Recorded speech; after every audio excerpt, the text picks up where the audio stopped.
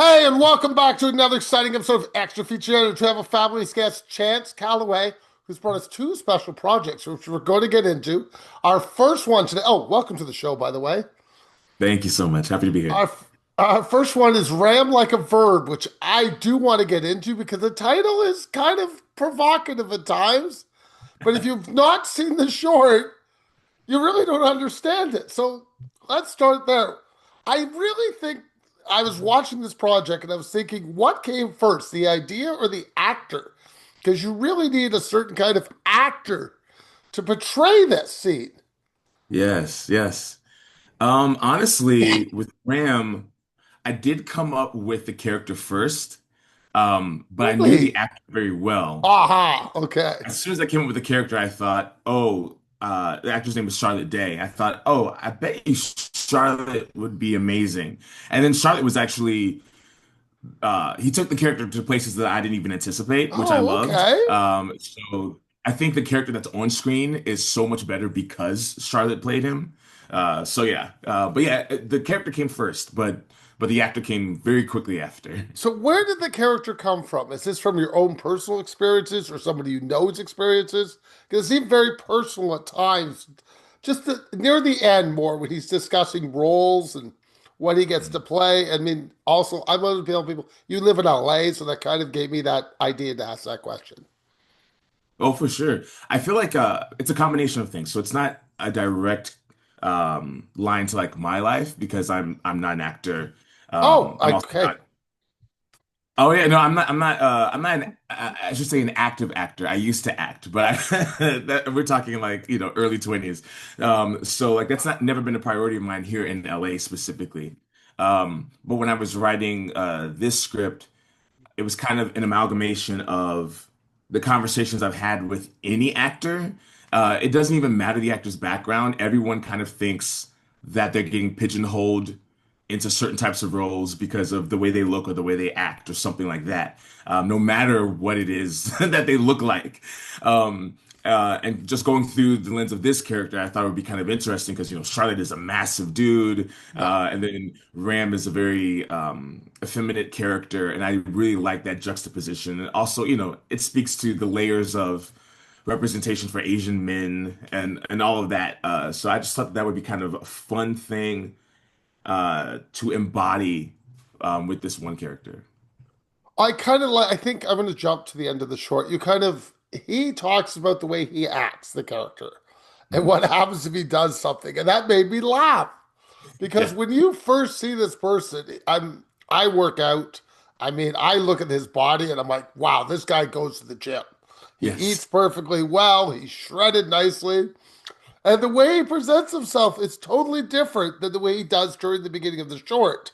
Was that your Yes. plan for the end to have me, I guess, make him more human to me by the end? Not that he's not human at the beginning, but by the end, he humanizes himself so perfectly with one little sentence. Yes, I felt like Ram is such a big character. He's such a fun character that I didn't want it to get lost in, I think, like the comedy and his quips and things like that. So it was my intention to kind of like make him more relatable by the end of the short. So you weren't just walking out entertained. You walked out thinking, huh, maybe looking at something with a different perspective. Because yes, because Charlotte, he's primarily a stunt actor. So yeah, he's like a gigantic man. Oh, he looks huge. I'm Yeah. telling you, people, you've got to watch the short. I'm not even telling you we haven't got into the short. We're just talking about the main actor. This guy is beefy. And He just is. not beefy in the sense that he's big. He's just muscle big, Yes. presence big. Like, I see Yeah. him walking down the street, I'm like, whoa. Right. Right. And I love it because Charlotte in reality is such a sweetheart, is such a tender person. And it's just really funny because whenever I watch Charlotte in other movies, he's always the heavy. He's always showing up in a Aha. fight sequence. And it's great because he's believable, but I'm always just watching him like, oh, Charlotte is so nice. I can't imagine him actually just like, beating somebody up in the bathroom like that. You know. I So it's kind do. of that was a fun parallel with the character because I did want to be out. I did want to call out the fact that Ram and Charlotte look a certain way, They but you do. can't really just go off of the way they look. So let's get into the project. Obviously, I'm going to give people credit. In the credits, you showed me the live action scenes, Ah, which yes. I needed that because I was pretty sure watching it, it was a painted animated thing, but I wasn't positive. Uh-huh. Like just by their motions, I'm like, okay, they look really human to me, but Yes. you're playing with so much at this. See, so Yes. let's start. How was the project done? Obviously, I presume you shot the live action first, Mhm. and then you painted them digitally afterwards, or you can help me out. Yes, yes. So it was rotoscoped with they call it example-based synthesis technology. Thank you. Uh, so essentially, I would take a frame and then I would animate that one frame, and then I would use that frame of animation and then go back to all the frames in sequence in both directions until it started looking sloppy. And then I would find another frame called a keyframe and then do the same thing, which was a lot, as you can imagine, because it was several frames. I mean, it's like literally like hundreds of thousands of frames of footage that we had, to the point that actually I had animated a lot more than actually ended up in the short. It was originally a three-act structure, and so there's that one flashback, there's a second flashback, and originally there was a third flashback. The third flashback, I just could not get the rotoscoped animation to look nice. There was just a lot of the head would start to blend into the wall. He was wearing a really vibrant, patterned jacket that I don't think I would have had him wear if I had known I'd be rotoscoping it. Um, but yeah, originally we shot most of the footage for a different project that got put on ice because of the pandemic. And then I just had all this footage sitting on my hard drive. And, at first, so many of us thought, oh, we'll just be locked up for like 6 weeks and then we'll be back at it. And then after about a year, I thought, let me do something with this footage. And so that's when we started rotoscoping. Yeah. Okay, I want to go back. How long does it take you to do one scene or like one frame of animation? Because I mean, I do want to get into a couple things you're playing with, which you're not touching on, but we'll get there. You know where I'm going next. Yeah. Um, so the process of like just taking like one frame and animating it is relatively quickly. I'd say probably takes like 5 minutes. Uh, Really? yeah, yeah. Hold on. I'm sorry. I got to stop you right there. You have a multitude of colors. I don't want people to think you're just doing a red or a green. You are popping this screen with colors. That does not Yeah. take 5 minutes. Okay, no, that's valid. Okay, so um that part was probably surprisingly the easiest part because I basically set up um the color scheme and the type of animation I wanted that single frame to look like. And so that was already a preset that whenever I was Okay. pulling the keyframe, I could just go back to that preset. It was That's what I just a was looking matter. for. Yes, yeah, yeah. It was just a matter of like the computer being like, okay, this is the photo you want to do. Okay, give me some time to turn it into a pretty painting for you. That part was easy. Then I used this, what's it called? EB Synth is the name um, of the technology that I use, and I would then plug the keyframe into EB Synth, and I would link it to my folder that had all the other frames, and then it would start to animate all the other frames based on the one input that I gave it. Okay. I want people to notice when they're watching the short, the changing of the mic. You play with that mic color every frame. And don't say you didn't, because I had to go back and watch it twice just to watch the mic change colors. Now, that was so subtle, it threw me off, and I had to go back. Now, was that done on purpose, or did the program do that? That was a wonderful benefit of the program. I wish I could lie and say that was on purpose, but it wasn't. It Okay, was because I'm asking, because I'm like, I don't know how many people notice that mic changing constantly. Yeah, yeah. It was one of those cool little benefits. I mean, a lot of times when you're working on a project, it's like the dual thing of like you have the idea and then sometimes the Right. idea has ideas. Yes, And, yes. and so yeah, in this case it worked. I love that it made it well, it draws your eye to it and then it makes you kind of start to think about what is it about what he's saying. And it brings up a lot of thoughts, but it was completely unintentional, honestly. Okay. I This may be just a question out the dark, but I'm gonna go for it. The design and shape of the person, does that affect the way you animate him? If he was Yes. Yes. a shorter person, because I mean you do have a smaller person in one of the scenes, and I find the animation slightly different on him as opposed to Mhm. Ram. Yes. It's not just necessarily like their size. It's a lot of things I took into consideration. For example, Ram does wear like a lot of patterned clothes. He's also, nude at one point, but he wears a lot of like patterned clothes, and so I had to be mindful of for a while I thought maybe doing like black and white animation, almost like to simplify it. Oh, But then I thought, well, Ram is not a black and white personality. He's very much a vibrant personality. I probably might have simplified like the amount of colors. Like I may have scaled down the amount of colors depending on how much was going on. Like for example, in that third act that I ended up cutting, I think if I had tried to animate that first, I probably would have change the animation to make that look better, and it would have affected everything else. But the fact was, the majority of the film was already animated by the time I got to that sequence, and because that sequence didn't match, I cut that because I wasn't about to go back and redo everything. now you do have a funny line in the bedroom scene. You know what line I'm referring to. It involves a box of something. That made me laugh pretty hard. Now, again, I'm going to go back. Is this a personal experience thing or is this something you just found funny? Like it sounded like a It's just something story. I found funny. Oh, okay. Yeah. I figured it could have been a story somebody told you. Because I'm like, this could be a personal story. It made me laugh really hard. Yeah, no, I have had some pretty hilarious experiences that do end up in my writing. Right. This was just me thinking about those characters and how they would interact with each other and just trying to be funny. That's all that was. Okay. Now, I want to discuss Boba Fett in the wall. Okay, yes. Like, you just have Um, random Boba Fett up there just because you like Boba Fett? well, it's Boba Fett drinking boba tea specifically. Okay. It was hard with the animation to figure out exactly what they were doing. And I do have a couple more questions involving that too. Yeah, yeah, yeah. That was related to that's kind of a holdover from the project that Ram came out of because there was a lot of like nerd culture and Asian culture that we were exploring in that project. Yeah. Okay, that refers me to the anime poster on the other wall, which I Yes. could, I don't, I apologize. Anime is not really my good field. So Oh, what did yeah. I miss? No, that okay, so that again, so that's a poster that belongs to the character. And that poster actually came with the location and we just didn't take it down. I actually don't know. Oh, I don't know what that okay. poster was. My actors knew. I'd never retained that kind of information. I only have so much space when I'm on set, so yeah. And then there's also a record down on the left side. Oh, There's, yeah, there is. Yeah. and I couldn't figure out, again, I didn't recognize it. Wait, no, this is funny because I should have gone back and rewatched it before this interview because now I'm like, okay, I remember the record, but I don't remember who it was either. Again, I it was the idea that we wanted the place to look lived in. No, it Um, did. I had no yeah, issues with that. I it had makes me no happy. issues with what was going on. I'm Yeah, just more interested in the other things. I'm like, yeah, why yeah, is yeah. it there? Why is that there?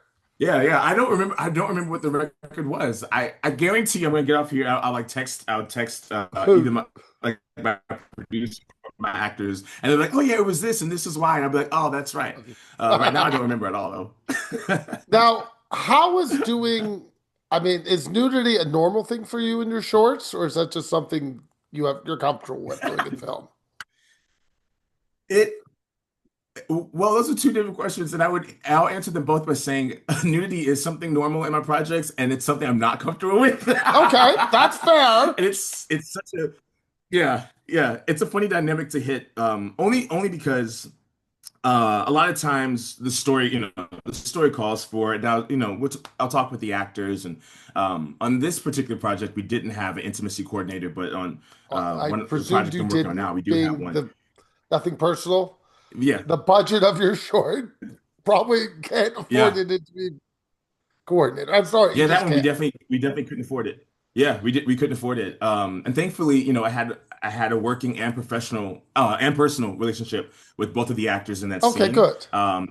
Yeah, and so they were very trusting of me, which I appreciated, and I wanted to do everything I could to honor that. And the funny thing is, again about if I'm comfortable with it, I think I was the least comfortable on set because I wanted to make sure everyone else was comfortable. Because you're not just dealing with the actors, you've got your cinematographer, you've got your sound, and maybe your producer as well. But I was sweating, I was stressed like the entire time. So I gotta ask that. You have all these people. I How have a big is cat. this bedroom? And he has Oh, a okay, cat. the bedroom was very large, thankfully. Okay. I was just worried.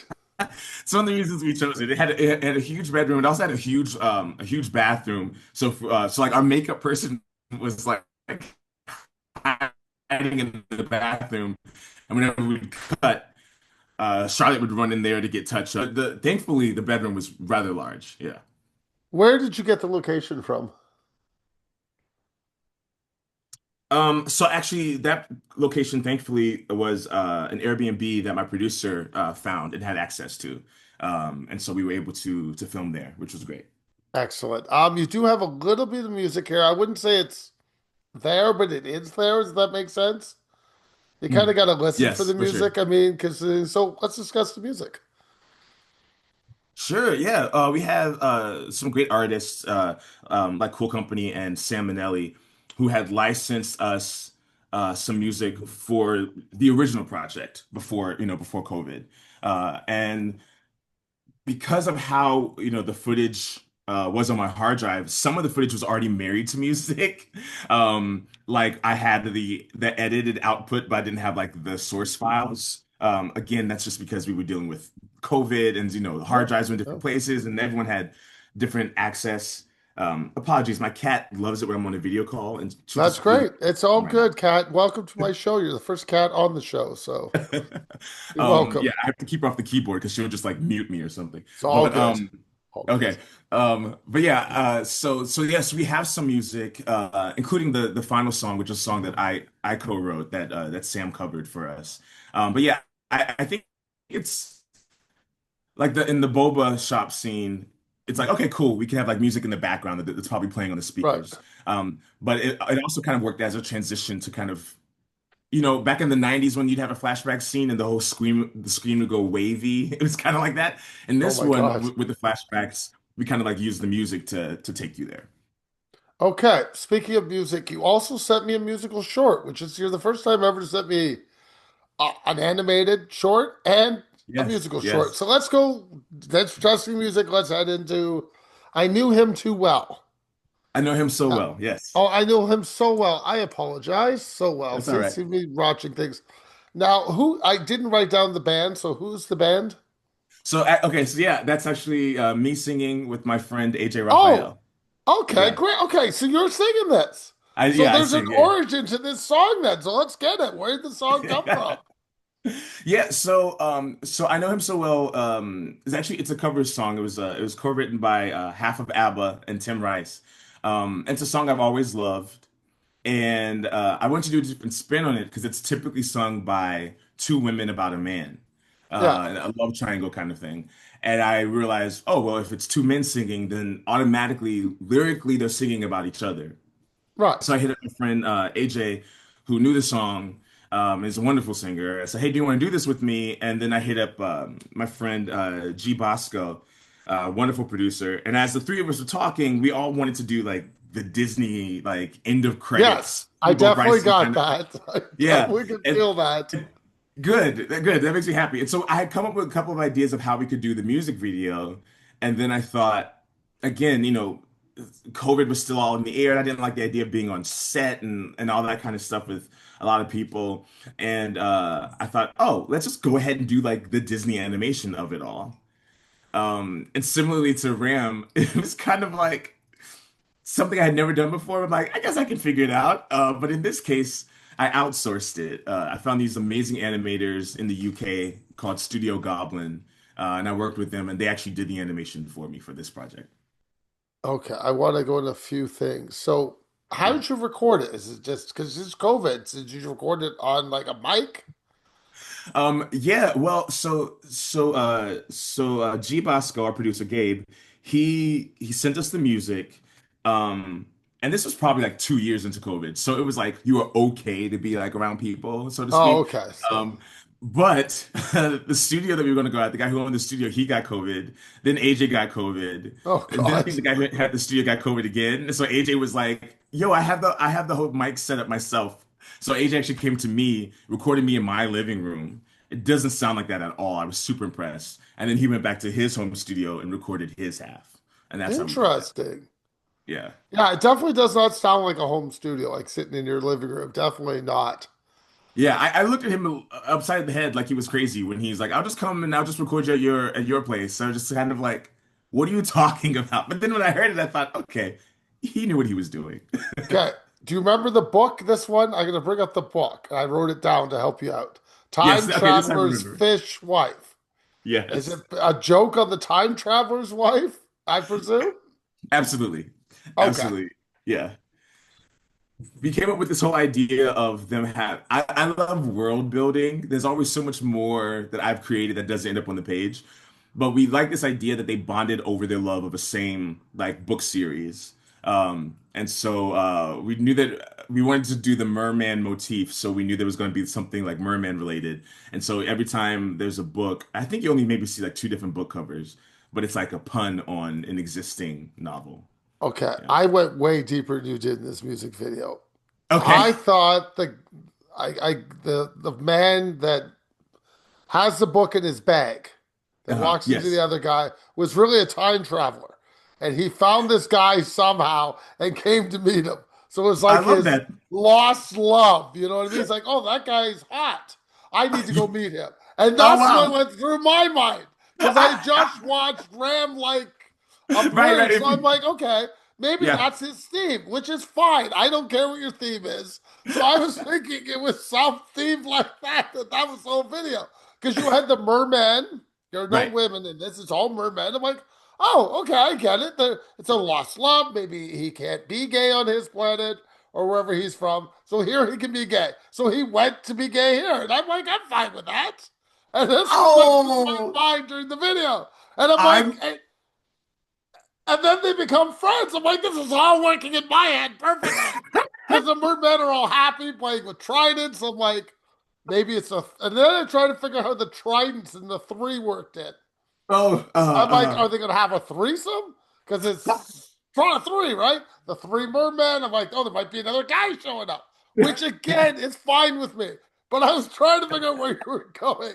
I know That's I've read too amazing. much into this music, but No, that's I love totally that. what I read in my head. I love that. Okay. No, okay. What I really love about that is like that is the type of story I would write. And as soon as you say it, I'm just kind of thinking if I had spent more time developing it, I probably would have come up with that. Well, that's what Um, went through my head when I read Time Traveler Fish. I'm like, okay, yeah, merman. Maybe they can't be gay down there. I don't know, nor do I care. yeah. But I'm like, okay, let's go with this. I'm in. Give No, me I something. love that. I love it because that's more of a like that's more of a fairy tale than Yes, even like I was going for. The original concept was simply like the fairy tale of high school love, right? Whenever you right. I see got that. a depiction of that, right? And it was because we were animating it, I felt like I'm wasting the animation if we're just gonna tell a story that we could have filmed with live action people. So then I thought, oh, let's have a Greek chorus of mermen. And that's literally where the merman came from. Um, so it's like the story had already existed, and then I added the merman. But I feel like if I had gone the opposite direction, I Okay. love your idea actually. And it No, kind you of can. bumps It's me all out that that's not yours. what it I'm is. just saying. I'm just chilling out watching this because you got to remember, I came off ran like a verb, and Right, I went right. right into this. So I have a gay theme here, which is fine. Don't care. And then you Yeah, continue the gay theme. So I'm like, that's yeah, great. Let's yeah, go with this. Let's see where he's going again. yeah, yeah. I love the idea that he was like came up from like the depths of the ocean to like Well, meet this guy or that's what I travel was through thinking. I'm time. like Little Mermaid. Maybe they're, Yeah, something they're not allowed to be or something. And I mean, I know I'm reading into this, but in my yeah. head, that's what I'm reading. I love that though. No one has said that to me before, so I love this so Well, much. I'll That's take that as a amazing. positive. That's so good. It's so good. So, in two works of you, I'm gonna laugh so hard. I've had gay themes. Now, Mhm. is that do you have things non-gay themed, or that's just your thing? I want to promote this. This is Yeah. healthy. Accept it. Yeah, I do. I mean, my earlier work, I would say, was probably gay subtextually, which was kind of very Right. similar to my earlier existence. I Well, just feel like, I accept. And I yeah, mean, you're an old person like me. You seem a little bit older, and I mean, I would honestly agree with you. It wasn't accepted as much, which is exactly. ridiculous nowadays, Right, looking back. right. But Yeah. ignorance is bliss, sometimes people say. Well, you understand why. And Right. I get it Right. now. Like, get over that crap, people. Move on. If you don't want to Yeah. listen to this Yeah. interview because somebody's gay, you're get out of there. I don't want to hear you. Exactly. Yeah. It's And that's my honest opinion. culture. Yeah. Culture is always evolving, right? And but yeah. So like my earlier work, I think it was more subtle or subtextual. But yeah, it's definitely a it's definitely the theme in a lot of my work. Though I do try to challenge myself to make sure that I'm saying more than just like, oh yeah, rainbows and unicorns. It's kind of like, okay, well, there's Oh there's so God. much more to it, right? Like we all have so many things going on with our identities, with our life, with our goals, that aren't just tied to one thing. But it is my intention to continue to present gay culture and queer culture, Excellent. I think in it's great. spaces that you don't typically see it or don't expect to see it. I Yeah. love it. I love it. I think filmmakers need to promote what they like, and you do a great Yes. job Thank of you. that, and I do enjoy that. And people like me need to watch things that I don't experience. Yes. And I Yes. think people need to open their hearts and go, hey, this is a different side of the world. I also Yeah. don't live in the 18th century and understand that stuff. So Right. watching those Right. movies too, I'm not Rambo, right? So I gotta enjoy Rambo's experience. Enjoy Yeah. people, enjoy film, stop judging it. Yes. No, for sure. For If sure. you don't Yeah. like a film, that's different. But I'm just saying, if you go on about the themes, I have a problem. Yeah. Yeah. I Okay. agree. Before, sorry, I'm still laughing about my last comment. Your favorite film, please? Ooh, okay, Moonlight. Ooh, nice My favorite film choice. too. I could see that. Yeah. Okay. See, we're still on the same wavelength then. Yeah, we are, Moonlight's a yeah. wonderful film. I love it. I love it Um, so much. your favorite animated film? Beauty and the Beast. Okay. And I want your favorite song, if that's even possible to have one. Oh, I absolutely do have one. I would say it's Flatline by the Sugar Babes. I'm gonna have to listen to that. I don't know that one. Interesting. Yeah, I like it. they're a British girl group that I think that song to me is just utter perfection. I don't Excellent. It's produced by an amazing producer. Yeah, it's great. It's a great song. Great song. Okay. Tell everybody where they can find your work, please. Oh, sure. Yeah. My website, chancecallaway.com, is probably the easiest place to find it. If it's not on there, it's linked there. But yeah, my music is on all the streaming services. If you have it, my music is there. Yeah, and then I've got books in bookstores too because I write under my pen name CSR Callaway. Those are my initials. And so yeah, if you want to read any of my gay stuff, you could do that at Barnes and Noble, Books a Million. It's everywhere. Excellent. That's Yeah. awesome. Thank you for your time and have a great day. Thank you. Thank you so much.